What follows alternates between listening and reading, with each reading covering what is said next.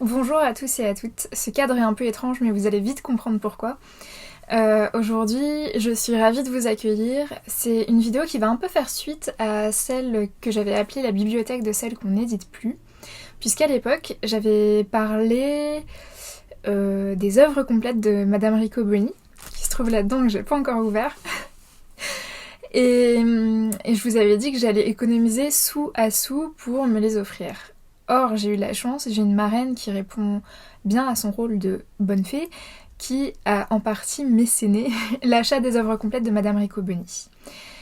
Donc, je vais procéder à ce qu'on appelle un unboxing ou un book haul. Alors, j'ai fait des petites recherches, j'ai l'impression que dans le booktube, la terminologie s'affronte, puisque l'unboxing, c'est le fait pour un youtubeur ou une youtubeuse d'ouvrir une boîte, quelque chose qu'il a commandé, et le book haul, c'est le fait de montrer des bouquins qu'on a achetés, je crois. Donc, dans le booktube, quand on commande des bouquins en ligne, les deux se rejoignent et se confondent. Et ça m'a fait rire parce qu'hier, la youtubeuse Grain de Lettres a sorti sa vidéo du dimanche, qui était consacrée à l'Opoponax de Monique Wittig, mais qui commençait par un book haul parce qu'elle était passée à la librairie Violette & Co. Et ça m'a fait rire parce que moi aussi j'allais procéder le lendemain, à peu près le même genre de choses. Alors, j'ai pas vraiment le droit à l'erreur là parce que je ne pourrais ouvrir ce carton qu'une fois. Déjà, ça a été très difficile de patienter. Évidemment, je remercie ma marraine et j'ai vraiment hâte. Mais je sais pas par où commencer. Je ferai un petit peu du montage, hein, parce que sinon ça risque pour vous d'être long et pénible.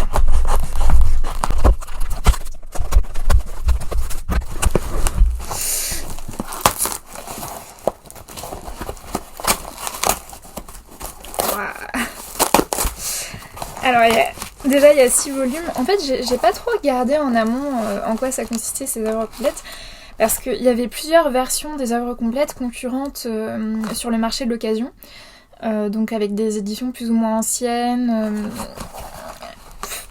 Je sais plus trop comment j'ai fait mon choix. Ce sont des éditions du 19e siècle, ça c'est sûr. Mais alors, de quelle année exactement ? Hop. Alors, je peux peut-être changer un petit peu le cadre là. Je l'avais mis plus bas pour qu'on voit la boîte. Alors, c'est toujours très rigolo ces bouquins du 19e siècle en plastiqué, c'est paradoxal. Donc, on a le volume 6 et le volume 1.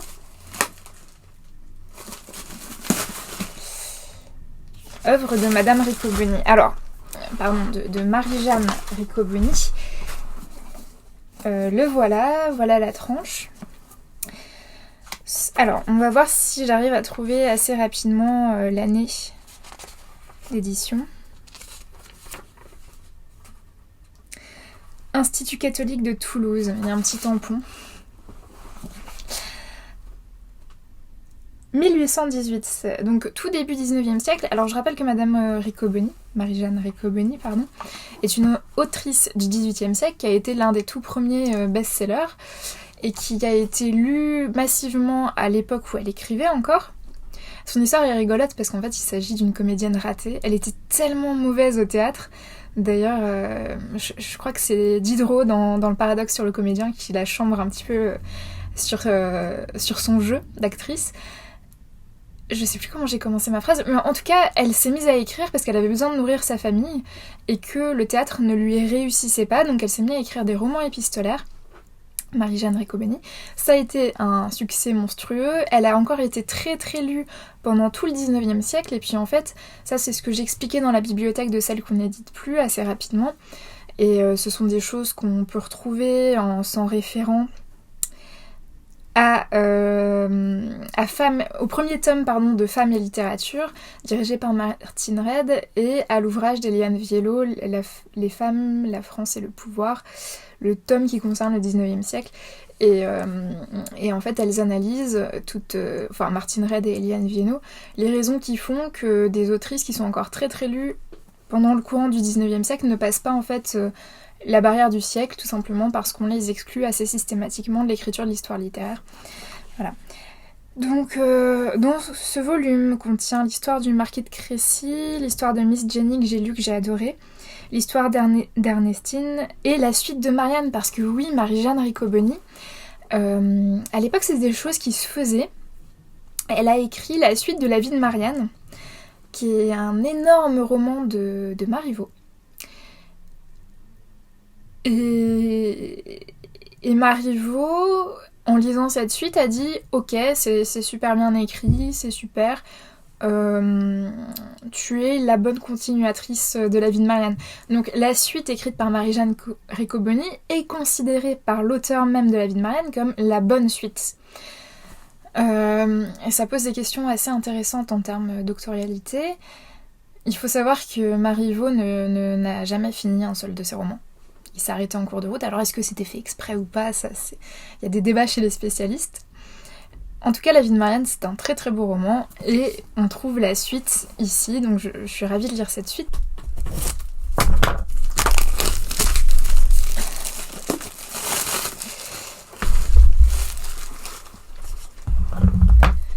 Mais c'est énorme en fait. Je pense que je vais découvrir plein de choses que je connais pas de l'œuvre de Marie-Jeanne Riccoboni. Très honnêtement, il faut que je regarde sur Sens Critique lesquels j'ai lus parce qu'ils ont des titres assez proches les uns des autres. Histoire d'un tel, histoire d'une telle. Et voilà. Alors ça c'est le tome 2 du coup. Alors le tome 2. Est-ce qu'il a aussi son petit tampon de l'Institut catholique? Ah non, pas celui-là. Bon, le papier est un peu abîmé quand même. Hein. Bon, vous me direz début 19e. Peut-être rien d'étonnant à ça. Paris, librairie Foucault, rue des Noyers. Ah oui, c'est l'époque où en fait c'était les librairies qui étaient qui éditaient les bouquins. Si je ne dis pas trop de bêtises. Avec une notice sur la vie et les ouvrages de l'auteur. Ah là, ils avaient choisi auteur et pas autrice ou autoresse ou... Amélie, sujet tiré de Mr. Fielding. Je ne sais plus ce qu'a écrit Fielding, en plus je crois que j'ai lu un de ses bouquins. Donc le tome 2e ne contiendrait-il qu'Amélie? Bah non, mais pourquoi ils mettent pas le... Histoire de Christine de Souabe, Histoire d'Enguerrand, Histoire des amours de Gertrude. Ah là ça a l'air d'être plus des nouvelles. Histoire de deux amis.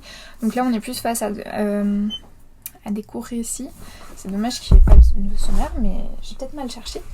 Dans le tome 3, qu'est-ce qu'on peut trouver dans le tome 3? Ce volume contient les lettres de My Lady Juliette Catesby. Ah oui, là on est vraiment au moment où elle commence à systématiser l'écriture du roman épistolaire. Les lettres d'Elisabeth Sophie de Vallière, ça j'ai pas lu. My Lady Juliette Catesby, je l'avais lu. C'est pas un de ses meilleurs d'ailleurs, mais il me semble qu'il a tiré sa fortune du fait qu'il était en partie tiré de la correspondance privée de Marie-Jeanne Riccoboni avec son ex-amant. Et du coup, ça avait un peu fait scandale cette histoire. La lettre de Madame la Marquise d'Artigues, L'abeille, qui a l'air très très court, une dizaine de pages. L'aveugle, la suite de l'abeille, les lettres de la princesse Zelmaïde.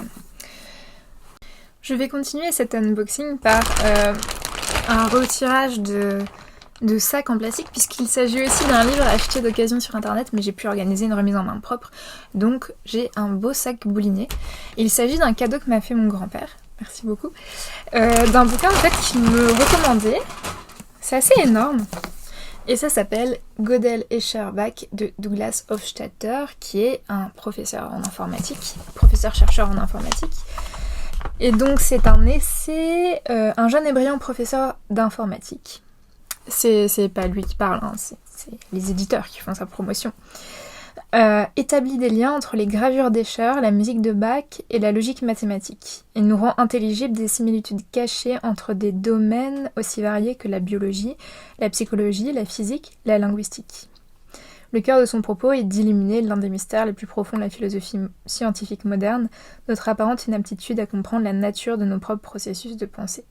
Cette recherche nous renvoie d'une part au célèbre paradoxe des anciens Grecs et d'autre part à l'apport révolutionnaire du mathématicien Kurt Gödel. Dans les deux cas, elle aboutit au phénomène d'autoréférence. Tout langage, tout système formel, tout programme d'ordinateur, tout processus de pensée, lorsqu'il s'exprime à propos de lui-même, crée une structure comparable au miroir, se réfléchissant à l'infini. En fait, il a eu l'idée de m'offrir, enfin de me conseiller dans un premier temps ce bouquin, mais c'est là que je me suis rendu compte qu'il était hors de prix et qu'on ne le trouvait pas en version neuve, il me semble. Oui, donc il a eu cette idée dans une conversation qu'on a menée sur les NFT et la manière dont ça fonctionnait. Et donc voilà, et c'est rigolo parce que là j'ai commencé la rédaction de ma thèse et j'en suis justement à l'histoire de la naissance de la micro-informatique et d'Internet. Enfin, des premiers réseaux de type Internet, c'est-à-dire ARPANET le premier. Et du coup, cette question des langages informatiques, je suis en plein dedans. Tiens d'ailleurs, je disais ça sur Twitter tout à l'heure. Le saviez-vous, l'inventrice de la programmation informatique, en fait vraiment du premier programme informatique, s'appelle Ada Lovelace. Il s'agit de la fille de Byron, donc on a un père qui est un grand poète et une fille qui invente le langage de programmation. Et en fait, elle avait travaillé avec Babbage, George Babbage, qui travaillait sur une espèce de machine analytique. Et donc elle avait traduit un mémoire de Babbage sur sa machine analytique, et dans les petites notes de bas de page, elle avait inventé un langage informatique. Voilà. Et donc encore aujourd'hui, il y a un langage informatique qui s'appelle Ada, mais c'est un hommage, hein, c'est pas le langage d'origine. Et je me suis perdue, mais en tout cas, ce sera ma prochaine lecture. Mais c'est vraiment énorme, hein. Mais apparemment, c'est super bien écrit, si j'en crois ce qu'en dit mon grand-père. Dans la bibliothèque de celle qu'on n'édite plus, je vous parlais aussi d'un livre que j'avais commandé mais pas encore reçu. Bon, depuis, évidemment, je l'ai reçu. Il s'agit de La Rebelle de Marcel Tiner. C'est un bouquin qui est paru en 1905. Et mon édition, je crois qu'elle est de 1906. C'est les éditions Calment-Lévy. Voilà, je vous montre la page de garde. Et je suis en train de le lire, donc là j'ai lu à peu près un tiers. Alors Marcel Tiner, déjà, c'est une personne intéressante. C'était une femme journaliste et romancière. Elle a cofondé le prix Femina, qui est le premier prix littéraire dont le jury était intégralement féminin. Et à l'époque, c'était même beaucoup dire, puisque la plupart des prix littéraires étaient composés, avaient des jurys intégralement masculins. Donc, voilà, c'était une sorte de Apex. Elle a écrit des articles dans la presse féminine. Et justement, dans La Rebelle, on a un personnage principal qui est journaliste dans un journal féminin fictif. Mais elle représente en fait la nébuleuse des journaux féminins qui existaient à l'époque, c'est-à-dire La Vie Heureuse et Femina, et donc elle montre les effets de concurrence et tout ça. Il faut savoir que cette presse féminine, alors je sais plus si c'est... Oui, il me semble que c'est Martine Redd qui en parle dans Famille Littérature. Donc cette presse féminine a été un laboratoire pour un féminisme pas mainstream, mais en tout cas un féminisme assez grand public. Là dans La Rebelle on a il est fait mention en fait d'œuvres féministes, d'essais féministes, et, bon pour l'instant écrit par un homme, hein, mais bon voilà. Il est question aussi de questions féministes comme l'avortement, le fait d'être fille-mère, de l'union libre, et même le polyamour. Enfin c'est pas nommé comme ça, mais bon. Donc c'est un bouquin qui est intéressant. Après on a reproché par la suite à Marcel Tiner d'être un peu conservatrice, notamment sur la question de l'amour, parce qu'elle représente des relations très inégalitaires avec des femmes qui ont absolument besoin d'hommes et tout ça. Bon, en même temps, elle a quand même publié La Rebelle en 1905, où elle parlait d'avortement. C'est pas rien du tout pour l'époque. Et je lisais la page Wikipédia qui était intéressante parce que il posait la question de son non-passage à la postérité. Hein. Aujourd'hui, il n'y a plus rien, je crois, d'elle qui est d'édité. Et pour la page Wikipédia, l'explication principale, c'est son anticommunisme. Elle a notamment traduit un essai qui faisait état d'exactions commises dans le cadre du régime communiste. En tout cas, bon, apparemment dans le milieu intellectuel dans lequel elle gravitait, c'était problématique. Elle a aussi refusé la Légion d'honneur, rien que ça. Enfin, c'est une personne intéressante. D'après sa page Wikipédia, on est face quand même à une grande bourgeoise très intégrée dans les milieux mondains, les salons littéraires de l'époque, les milieux artistiques. En fait, sa grand-mère était dessinatrice et sa mère était romancière. Et écrivait aussi des ouvrages pédagogiques, comme beaucoup de femmes au XIXe siècle. Parce qu'on laissait la littérature pédagogique aux femmes. La grande littérature, c'était pour les hommes, notamment la poésie. Je me suis perdue. En tout cas, la Rebelle, c'est intéressant. C'est pas ultra bien écrit. Je mentirais si je disais l'inverse. Par exemple, on sent qu'elle est toute imprégnée de naturalisme. Elle fait des grandes énumérations, mais au bout d'un moment, rythmiquement, ça fonctionne pas trop, ces énumérations. Elle met 3, 4, 5 termes à la suite, tac, tac, tac, elle enchaîne. Et elle en fait un peu trop. Il y a quelques descriptions qui sont... je vais pas dire inutiles, mais bon. Et en même temps, il y a des passages, quand elle croque en fait des espèces de portraits qui sont super efficaces. À un moment, elle décrit un petit restaurant de quartier, dans le quartier des artistes dans lequel habite le personnage principal, dont j'ai oublié le nom. Josanne. Et elle décrit en fait toute cette faune de ce qu'elle appelle le prolétariat intellectuel, donc des gens qui vivent de petits métiers intellectuels dans la suite de la bohème qui avait été croquée par Murger quelques décennies plus tôt. Et je me suis encore perdue dans ma phrase, c'est en train de devenir un peu trop récurrent. Et en tout cas, voilà, elle est très douée parfois pour croquer des situations comme ça sur le vif. Elle a un vrai talent d'ethnologue des milieux journalistiques et artistes de l'époque. Et ça, vraiment, c'est précieux. Je vais vous lire, tiens, cette scène du restaurant. Les deux femmes allèrent déjeuner chez Mariette, rue Danton. Mariette, ancien modèle qui avait prospéré, tenait un petit restaurant économique où fréquentaient des étudiants, des étrangères, des savants et des professeurs pauvres et beaucoup d'élèves des beaux-arts. Un architecte avait décoré les salles dans un style vaguement norvégien, avec des bois clairs et cirés, des faïences vives, des cuivres courbes et brillants. Les tables s'égayaient de nappes à carreaux rouges. Les bonnes étaient gentilles, sous le tablier anglais et le papillon de dentelle posé dans leurs cheveux. Après 5 ou 6 repas, les dîneurs liaient connaissance, adoptaient un coin, formaient des bandes. Il y avait, sous un nuage de fumée, la bande des Russes, presque tous physiologistes ou médecins, qui mâchaient doucement dans leur barbe les mots de révolution, prolétariat, avenir. La bande des artistes, feutres mous, pantalons de velours, gestes descriptifs, qui se chamaillaient à propos de femmes et se rejetaient les uns aux autres des phrases de toutes les couleurs. Il y avait les étudiants en lettres, petites gloires de petites revues, et les professeurs, myopes et distraits, l'œil pensif derrière le lorgnon, qui ne savaient où mettre leurs serviettes de cuir gonflées de copies. Ces clients habituels de Mariette avaient un air de famille. De même qu'on reconnaît les bureaucrates, les calicots, les gens d'affaires et les gens du monde, on reconnaît à certains détails du vêtement, de l'attitude et de la physionomie, les types ordinaires du prolétariat intellectuel. Ces telles coupes de barbe un peu démodées, des cheveux taillés en brosse ou laissés trop longs, une manière de parler, de gesticuler, de nouer la cravate et de porter le binocle.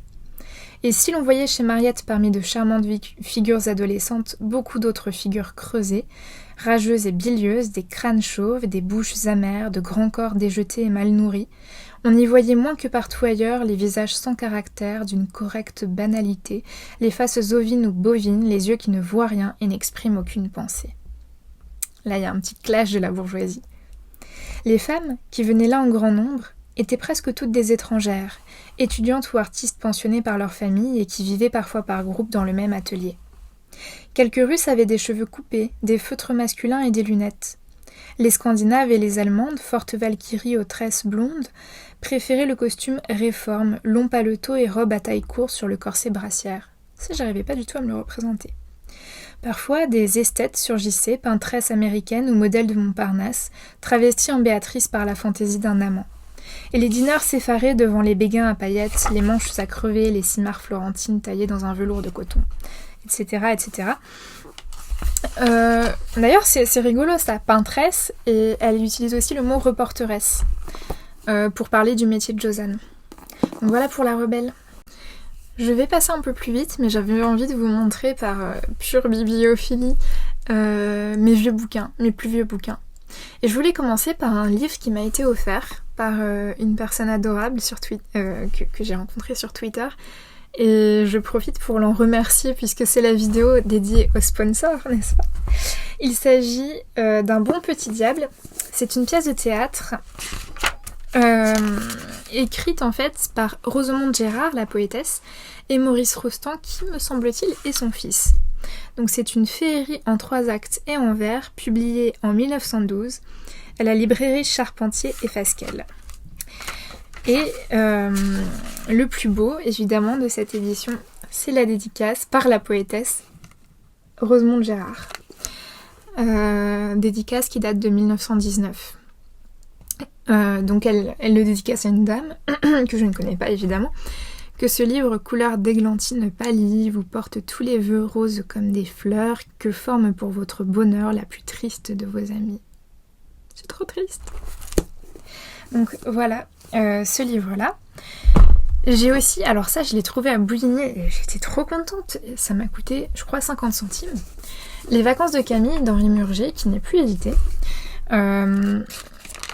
Et lui il date de 1859. Ça doit être un de mes livres les plus anciens. Ah bah non, il y a les œuvres complètes de Marie-Jeanne Riccoboni qui sont vraiment plus anciennes. Alors Murger, il est connu surtout pour ses scènes de la vie de bohème et pour avoir cristallisé l'image d'une bohème artiste vivant dans des garnis auprès de Laurette, souvent, personnage récurrent de l'œuvre de Murger. Et donc dans les vacances de Camille, moi ce que j'avais trop aimé, c'était la manière dont il croquait la vie des cabinets de lecture. Ensuite, l'histoire est plus anecdotique, ça se lit bien. Est-ce que ça mérite d'être réédité ? Je ne sais pas. En tout cas, le prix de Tom Dimond pourrait beaucoup faire pour ces bouquins-là. Et je voulais vous lire un petit extrait. Donc, le héros Théodore vient d'emprunter un bouquin à un cabinet de lecture. Et je vais vous lire cette scène de lecture parce que je la trouve intéressante. Parce que Murger, ça a vraiment été un auteur qui a analysé le fonctionnement du champ littéraire depuis ses livres. Il lut entièrement et sans s'arrêter le premier volume du roman. C'était une de ses œuvres dont se passionnait, il y a une quinzaine d'années, la portion du public qui aime à se laisser entraîner dans les récits de l'imagination. Venu à son heure, le plus grand bonheur qu'on puisse souhaiter à un livre, celui-ci avait obtenu un de ces succès qui, à Paris, domine tous les événements. La vogue, cette puissance des choses futiles, en avait acclamé le titre en tout lieu. Tous les lecteurs en conviaient les héros à leur table. Ils les emmenaient bras dessus, bras dessous dans leur famille, au milieu de leurs affections, jusqu'au centre de leurs intérêts. Des gens qui ne se connaissaient pas s'abordaient pour en parler, en faisant un prétexte pour échanger leurs impressions et quelquefois leurs cartes, car ce livre soulevait des tempêtes à cette époque, où il existait encore en France un reste d'enthousiasme et de passion pour toute chose qui avait touché à l'idéal, ou s'en était approché. L'intérêt de l'existence ne tournait pas seulement alors dans le diamètre d'un écu et toute la curiosité autour d'un petit scandale inédit. Théodore ne discutait pas l'émotion à qui voulait la lui donner. Pris au collet par un narrateur habile, il se laissait conduire docilement, livrant à son attention son esprit et son cœur, son sourire et même ses larmes. Le premier tome achevé, il commençait le second, lorsqu'il trouva entre 2 feuillets du premier chapitre un papier fin, lisse, embaumé, etc. Il n'y prit pas autrement garde sur le moment et continua la lecture bien plus intéressante de son roman. Arrivé à la fin du second volume, le héros auquel il avait donné son affection se trouvait suspendu, dans un équilibre assez douteux sur le bord d'un précipice moral. Aussi l'incertitude de Théodore était-elle arrivée à son comble, il avait presque envie d'aller au cabinet de lecture chercher la suite, mais il était 2h du matin, etc.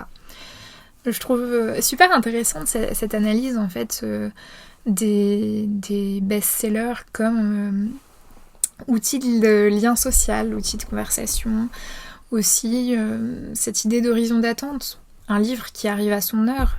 Alors évidemment, je trouve que c'est ambivalent ici parce qu'on ne sait pas s'il est en train de clasher les livres qui correspondent trop bien aux attentes dans une idée moderniste de littérature qui devrait justement rompre avec l'horizon d'attente. Mais en même temps, il met en scène une forme de mélancolie pour la sacro-sainte époque où on se passionnait plus pour les bouquins que pour les sous. L'a-t-il rêvé cette époque ? Donc on ne sait pas trop s'il se réjouit, s'il se moque de lui-même, de ces petites gloires qui font le pari littéraire. Donc ça c'était pour les vacances de Camille. J'ai aussi un autre vieux bouquin, c'est L'Étoile Vespère de Colette, qui est édité d'une manière assez bizarre, qui me semble-t-il n'est plus édité. Encore un, alors que vraiment c'est l'un des plus beaux bouquins de Colette que j'ai lu. Ce sont des souvenirs qu'elle écrit quand elle est assez âgée, après la période de l'occupation allemande, et qu'elle est dans son appartement parisien et qu'elle voit passer les gens et les choses par sa fenêtre et chez elle. Donc elle ne sort plus mais elle se souvient et c'est très très beau. C'est un livre de 1946 et je crois que c'est le premier tirage mais j'en suis pas sûre. Le dernier de mes vieux bouquins que je voulais vous montrer, c'était Le désert de Bièvre de Georges Duhamel. Il n'est pas très vieux, il date de 1937. Puis c'est le 15e tirage de cette édition. Mais voilà, il a ce charme de l'ancien espace. Non, ce que je voulais dire, c'est que il est super intéressant parce qu'il est fondé sur une expérience réelle tirée de la vie de Georges Duhamel, de tentative de fondation d'un phalanstère d'artistes en région parisienne. Donc dans une grande maison de la Bièvre. Moi j'ai lu le roman, je connais pas très bien la vie de Duhamel. Dans le roman, on a cette volonté d'artistes de former une communauté. Alors c'est des artistes assez variés, il y a un musicien, un écrivain, un sculpteur je crois, il y a aussi un philosophe. Ils viennent tous avec leurs épouses, en prétendant instituer une forme d'égalité qui n'est pas très convaincante me semble-t-il. C'est quand même beaucoup les femmes à la cuisine. Et ils font une espèce de mi-temps création artistique et mi-temps imprimerie. En fait, ils achètent toutes les machines et tout. Et ça tourne court à cause de dissensions internes. Et donc c'est un récit assez nostalgique de cet échec de la communauté idéale en contexte artistique. Et tout comme la communauté de l'abbaye de Créteil, donc qui est la communauté réelle à laquelle Duhamel avait participé, est aussi tombée à l'eau. Donc voilà pour mes vieux bouquins. Je crois que j'en ai d'autres, hein. Je sais pas pourquoi je voulais vous montrer cela. En tout cas, merci d'avoir regardé cette vidéo.